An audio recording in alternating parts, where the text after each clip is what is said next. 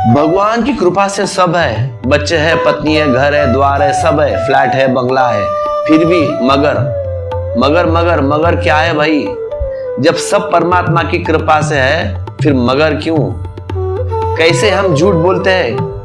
और हम झूठ ही नहीं बोलते, परमात्मा को भी हमारे झूठ में शामिल करते हैं उसकी कृपा से। अगर यह उसकी कृपा है जो तुम्हारे जीवन में हो रही है तो फिर उसे कृपालु कहना बंद कर दो।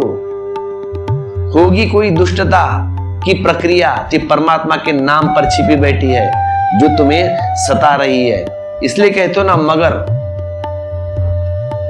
सब कुछ है लेकिन मगर नहीं। लेकिन तुम झूठे हो तो तुम्हारा परमात्मा भी झूठा हो जाता है। तुम झूठे हो, तुम जो छूते हो वही झूठ हो जाता है। और झूठ की पहली सीढ़ी कहां पड़ती है? झूठ की पहली सीढ़ी कहां पड़ती है? वहीं जहां तुम दुख को दुख नहीं मानते।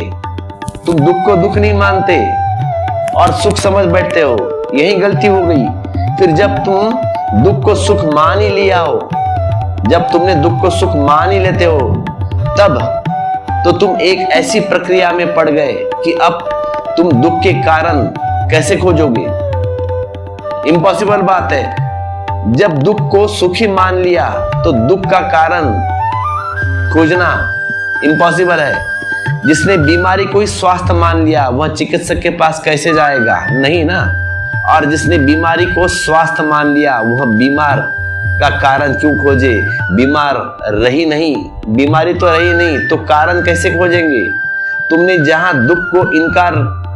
जहां तुमने दुख को इनकार किया वहीं तुम चूक गए, वहीं से तुम भटक गए और जन्मों जन्म तुमने वही किया है। तुमने दुख को ही सुख मान लिया है। इसलिए